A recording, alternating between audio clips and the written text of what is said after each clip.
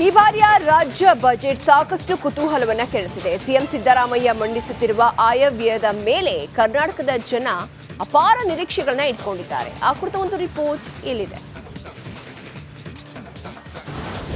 ಆನೆಗಳು ಬಾರಿ ಲೂಟಿ ಮಾಡ್ತಾರಿಂದ ಆನೆ ಎಲಿಫೆಂಟ್ಗಳು ಒಂದು ಹೊರಗಡೆ ಸುರಕ್ಷಿತವಾಗಿ ಸ್ಥಳಕ್ಕೆ ಸೇರಿಸ್ಬಿಟ್ರೆ ನಮ್ಮ ಕಾರ್ಮಿಕರಿಗೆ ನಮಗೂ ಎಲ್ಲರೂ ಪ್ರತಿಯೊಬ್ಬರಿಗೂ ಅನುಕೂಲ ಆಗ್ತದೆ. ನಮಗೆ 2000 ಸಿದ್ದರಾಮಯ್ಯ ಅವ್ರಿಗೆ ಕೊಡ್ತಾ ಇಲ್ಲ. ಏನಾದರೂ ಅರ್ಜಿ ಹಾಕೋಕೆ ಹೋದರೆ ಅದು ಬೇಕು ಇದು ಬೇಕು ಅಂತ ಕೇಳ್ತಾರೆ.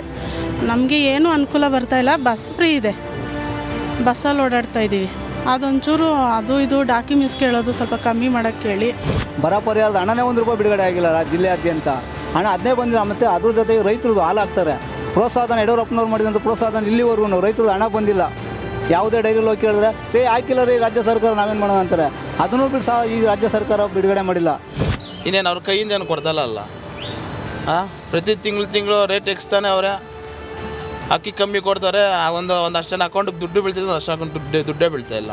ಶಕ್ತಿ ಯೋಜನೆ ಮಾಡಿ ಈ ಹೆಣ್ಮಕ್ಳ ಮನ್ಯಾಗ ಎಲ್ಲ ಮಕ್ಕಳನ್ನ ಗಂಡುಗಳನ್ನ ಬಿಟ್ಟು ಬರೀ ಊರು ತಿರುಗಾಡ್ತಾರೆ.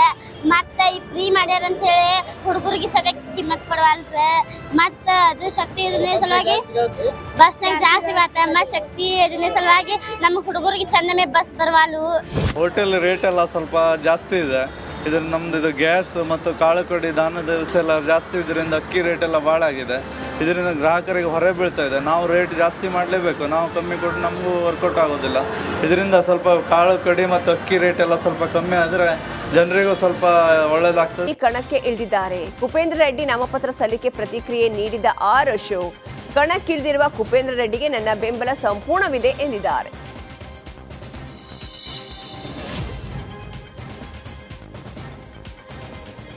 ರಾಜ್ಯಸಭೆ ಚುನಾವಣೆ ವಿಚಾರವಾಗಿ ಶಾಸಕ ಶಿವರಾಮ್ ಹೆಬ್ಬಾರ್ ರಿಪಬ್ಲಿಕನ್ನರಿಗೆ ಹೇಳಿಕೆ ಕೊಟ್ಟಿದ್ದಾರೆ. ನಾವು ನಮ್ಮ ಪಕ್ಷದ ಅಭ್ಯರ್ಥಿಗೆ ಮಾತ್ರ ಮತ ಹಾಕ್ತೀವಿ. ಪಕ್ಷದ ಅಭ್ಯರ್ಥಿ ಬಿಟ್ಟು ಬೇರೆ ಅಭ್ಯರ್ಥಿಗೆ ಮತ ಹಾಕುವ ಪ್ರಶ್ನೆ ಇಲ್ಲ. ಪಕ್ಷ ಆದೇಶ ಮಾಡಿದ್ರಷ್ಟೇ ಕುಪೇಂದ್ರ ರೆಡ್ಡಿಗೆ ಮತ ಹಾಕ್ತೀವಿ, ಇಲ್ಲ ಅಂದ್ರೆ ಇಲ್ಲ. ವೈಯಕ್ತಿಕ ಪ್ರಶ್ನೆ ಇಲ್ಲಿ ಬರೋದಿಲ್ಲ. ಪಕ್ಷ ಏನ್ ತೀರ್ಮಾನ ಮಾಡುತ್ತೋ ಅದಕ್ಕೆ ಬದ್ಧ ಅಂದ್ರು.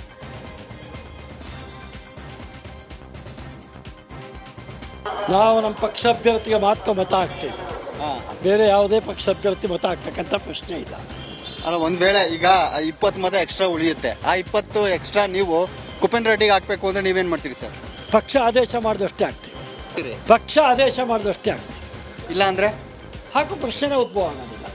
ವೈಯಕ್ತಿಕ ಪ್ರಶ್ನೆ ಬರೋದೇ ಇಲ್ಲ. ಅವ್ನು ಪಕ್ಷ ಅಭ್ಯರ್ಥಿ ಪಕ್ಷದ ಶಾಸಕರಾಗಿ ಪಕ್ಷದ ನಿರ್ಣಯಕ್ಕಷ್ಟೇ ಬಂದ.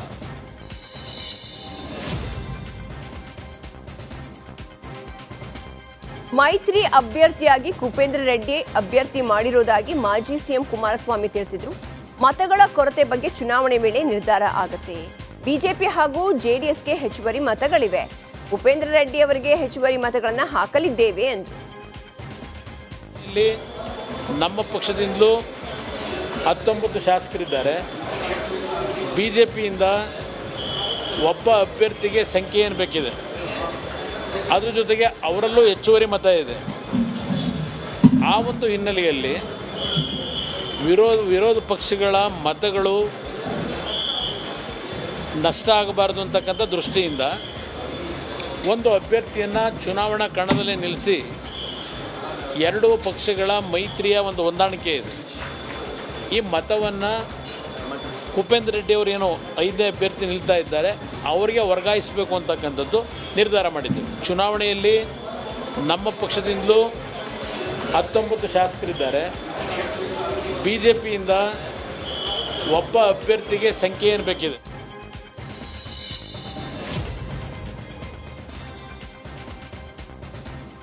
ರಾಜ್ಯಸಭೆ ಚುನಾವಣೆ ವಿಚಾರಕ್ಕೆ ಸಿಟಿ ರವಿ ಪ್ರತಿಕ್ರಿಯೆ ನೀಡಿದ್ದಾರೆ.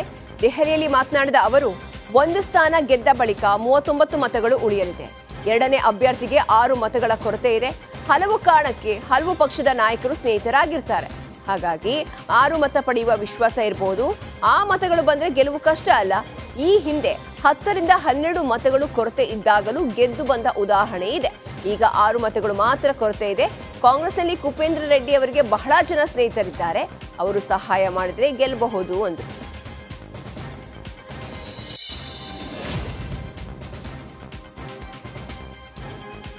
ರಾಜ್ಯಸಭೆಗೆ ದಳ ಕಮಲ 2ನೇ ಅಭ್ಯರ್ಥಿ ಸ್ಪರ್ಧೆ ವಿಚಾರಕ್ಕೆ ಚಲುವರಾಯಸ್ವಾಮಿ ಪ್ರತಿಕ್ರಿಯೆ ನೀಡಿದ್ದಾರೆ. ಬೆಂಗಳೂರಿನಲ್ಲಿ ಮಾತನಾಡಿದ ಅವರು, ಕಾಂಗ್ರೆಸ್ನಿಂದ ಯಾವುದೇ ಅಡ್ಡ ಮತದಾನ ಆಗಲ್ಲ. 27ರವರೆಗೂ ಕಾಯಲಿ, ಅವರಿಗೆ ಗೊತ್ತಾಗುತ್ತೆ ಎಂದರು.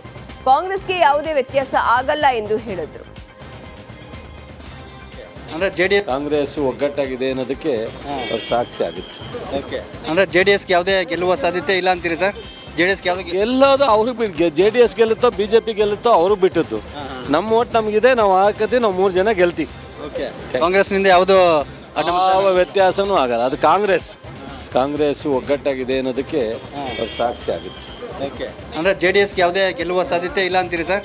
ಜೆಡಿಎಸ್ಗೆ ಯಾವುದೇ ಗೆಲ್ಲೋದು ಅವ್ರಿಗೆ ಬಿಟ್ಟು JDS ಗೆಲ್ಲುತ್ತೋ BJP ಗೆಲ್ಲುತ್ತೋ ಅವ್ರಿಗೆ ಬಿಟ್ಟದ್ದು.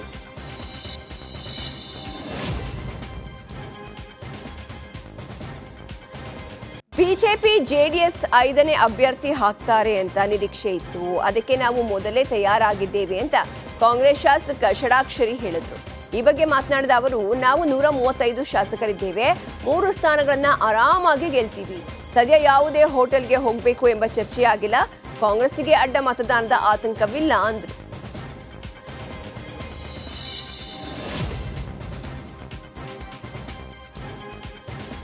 ಮೈಸೂರು ಕೊಡಗು ಲೋಕಸಭಾ ಚುನಾವಣಾ ಕಾರ್ಯಾಲಯವನ್ನು ಸಂಸದ ಪ್ರತಾಪ್ ಸಿಂಹ ಉದ್ಘಾಟಿಸಿದರು. ಮೈಸೂರಿನ ಬಿಜೆಪಿ ಕಚೇರಿಯಲ್ಲಿ ಕಾರ್ಯಕ್ರಮವನ್ನು ಹಮ್ಮಿಕೊಳ್ಳಲಾಗಿತ್ತು. ಈ ವೇಳೆ ಪ್ರತಾಪ್ ಸಿಂಹಗೆ ಶಾಸಕ ಡಾಕ್ಟರ್ ಅಶ್ವಥ್ ನಾರಾಯಣ್, ಮಾಜಿ ಸಚಿವ SA ರಾಮದಾಸ್, CH ವಿಜಯ್ ಶಂಕರ್, ಮಾಜಿ ಶಾಸಕ L ನಾಗೇಂದ್ರ, ರಾಜ್ಯ ಬಿಜೆಪಿ ಉಪಾಧ್ಯಕ್ಷ ರಾಜೇಂದ್ರ, ಗ್ರಾಮಾಂತರ ಜಿಲ್ಲಾಧ್ಯಕ್ಷ LR ಮಹದೇವ್ ಸ್ವಾಮಿ ಸಾಥ್ ನೀಡಿದರು.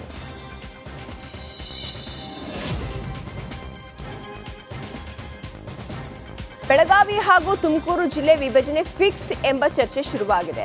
ಫೆಬ್ರವರಿ 8ರಂದು ರಾಜ್ಯ ಸರ್ಕಾರ ಅಸ್ತಿತ್ವದಲ್ಲಿ ಇರೋ ಜಿಲ್ಲೆಗಳ ಮಿತಿಯನ್ನ ಪುನರ್ ರಚಿಸುವ ಬಗ್ಗೆ ಉಲ್ಲೇಖಿಸಿ ಸುತ್ತೋಲೆಯನ್ನು ಹೊರಡಿಸಿತ್ತು. ಸುತ್ತೋಲೆಯಲ್ಲಿ ರಾಜ್ಯದಲ್ಲಿ ದೊಡ್ಡ ಜಿಲ್ಲೆಯಾಗಿರೋ ಬೆಳಗಾವಿ, ತುಮಕೂರು ಜಿಲ್ಲೆ ಹೆಸರನ್ನ ಉಲ್ಲೇಖಿಸಲಾಗಿತ್ತು. ಈ ಸಂಬಂಧ ಬೆಳಗಾವಿ ಜಿಲ್ಲೆ ವಿಭಜನೆ ಚರ್ಚೆ ಹಿನ್ನೆಲೆ ಜನಪ್ರತಿನಿಧಿಗಳು ಅಲರ್ಟ್ ಆಗಿದ್ದಾರೆ.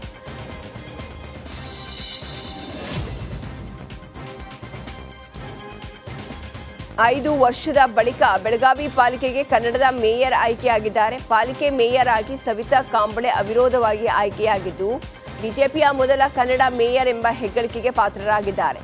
ಲೋಕಸಭೆ ಚುನಾವಣೆ ಹೊತ್ತಲ್ಲೇ ಬಿಜೆಪಿ ಕಾರ್ಮಿಕ ಮಹಿಳೆಗೆ ಮೇಯರ್ ಪಟ್ಟ ಕಟ್ಟಿದೆ. ನೂತನ ಮೇಯರ್ ಸವಿತಾ ಈಗಾಗಲೇ ವಿವಿಧ ಕಂಪನಿಗಳಲ್ಲಿ ಕಾರ್ಮಿಕರಾಗಿ ಸೇವೆ ಸಲ್ಲಿಸಿದ್ದಾರೆ.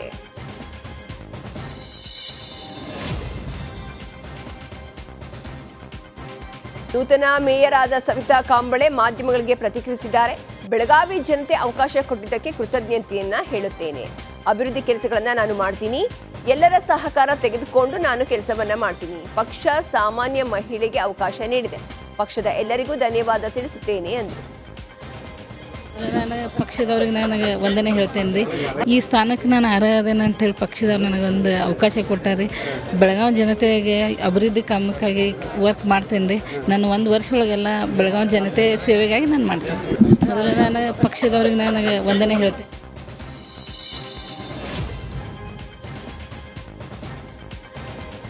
ಬೆಳಗಾವಿ ಮಹಾನಗರ ಮೇಯರ್, ಡೆಪ್ಯೂಟಿ ಮೇಯರ್ ಚುನಾವಣೆಗೆ ಬಿಜೆಪಿ ಸದಸ್ಯರು ಕೇಸರಿ ಪೇಟ ತೊಟ್ಟು ಆಗಮಿಸಿದ್ರು.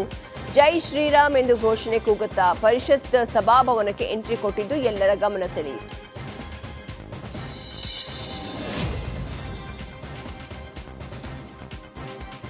ಚುನಾವಣಾ ಬಾಂಡ್ ಪ್ರಶ್ನಿಸಿದ್ದ ಅರ್ಜಿ ತೀರ್ಪು ಪ್ರಕಟವಾಗಿದೆ. ಬಾಂಡ್ಗಳು ಅಸಂವಿಧಾನಿಕ ರದ್ದುಪಡಿಸುವ ಅಗತ್ಯವಿದೆ. ಇನ್ನು ಮುಂದೆ ಚುನಾವಣಾ ಬಾಂಡ್ ನೀಡಬಾರದು ಅಂತ ಸುಪ್ರೀಂ ಕೋರ್ಟ್ನಿಂದ ಮಹತ್ವದ ತೀರ್ಪು ಪ್ರಕಟಿಸಿದೆ. ಸಿಜೆಐ DY ಚಂದ್ರಚೂಡ ನೇತೃತ್ವದ ಪೀಠದಿಂದ ತೀರ್ಪು ಬಂದಿದೆ. ಚುನಾವಣಾ ಬಾಂಡ್ಗಳು RTIಗೆ ವಿರುದ್ಧವಾಗಿವೆ. ಚುನಾವಣಾ ಬಾಂಡ್ಗಳಿಂದ ಜನರ ಮೂಲಭೂತ ಹಕ್ಕಿಗೆ ಧಕ್ಕೆ ಅಂತ ಹೇಳಿದೆ.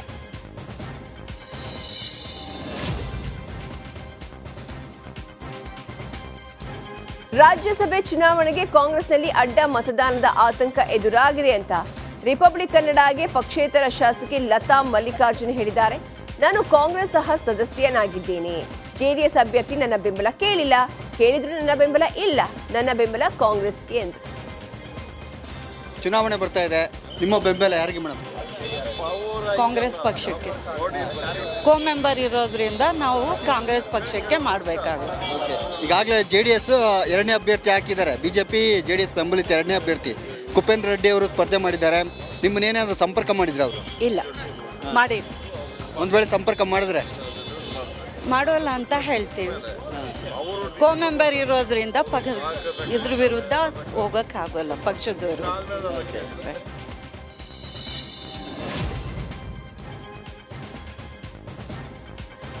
ನಾನು MLC ಚುನಾವಣೆಗೆ ಸಿದ್ಧತೆಯನ್ನ ನಡೆಸ್ತಾ ಇದ್ದೇನೆ. ಉತ್ತಮ ಬೆಂಬಲ ವ್ಯಕ್ತವಾಗಿದೆ. ಟಿಕೆಟ್ ಸಿಗುವ ವಿಶ್ವಾಸವಿದೆ ಅಂತ ಆಯನೂರು ಮಂಜುನಾಥ್ ಹೇಳಿದ್ದಾರೆ. ಶಿವಮೊಗ್ಗದಲ್ಲಿ ಮಾತನಾಡಿದ ಅವರು, ತಮಗೆ ಟಿಕೆಟ್ ಸಿಗಲಿ ಎಂಬ ಉದ್ದೇಶದಿಂದ ನಾನು ಬಿಜೆಪಿಗೆ ಹೋಗುತ್ತೇನೆ ಎಂದು ಹಬ್ಬಿಸ್ತಾ ಇದ್ದಾರೆ. ನಾನು ಪಕ್ಷದಿಂದ ಹೊರ ಹೋದ್ರೆ ಅವರಿಗೆ ಲಾಭ ಎನ್ನುವುದು ಅವರ ಮನೋಭಾವ. ದೇಹ ಒಂದ್ ಕಡೆ ಮನಸ್ಸು ಇನ್ನೊಂದ್ ಕಡೆ ಇಟ್ಕೊಳ್ಳುವವನು ನಾನಲ್ಲ ಅಂತ. ನಾನು ಸಾರ್ವಜನಿಕ ಬದುಕುಗಳಿಗೆ ಸ್ಟೇರ್ ಕೇಸಿನ ಮೇಲೆ ಮೆಟ್ಟಲುಗಳನ್ನ ಹತ್ತಿ ಬಂದವನು ನಾನು. ಯಾರೋ ಮೆಟ್ಟಲುಗಳ ಮೇಲೆ ಮೆಟ್ಟಲು ಹತ್ತಿ ಬಂದವರ ಹೆಗಲಲ್ಲಿ ಕೂತು ಲಿಫ್ಟಲ್ಲಿ ಮೇಲೆ ಹೋದವನಲ್ಲ ರಾಜಕಾರಣದಲ್ಲಿ ನಾನು.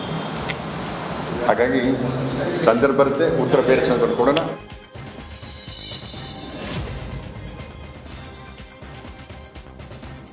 ದೋಹಾಗೆ ಪ್ರಧಾನಿ ನರೇಂದ್ರ ಮೋದಿ ಭೇಟಿ ನೀಡಿದ್ರು. ಈ ವೇಳೆ ಪ್ರಧಾನಿ ಮೋದಿಗೆ ಸಾಂಪ್ರದಾಯಿಕವಾಗಿ ಸ್ವಾಗತ ಕೋರಲಾಯಿತು.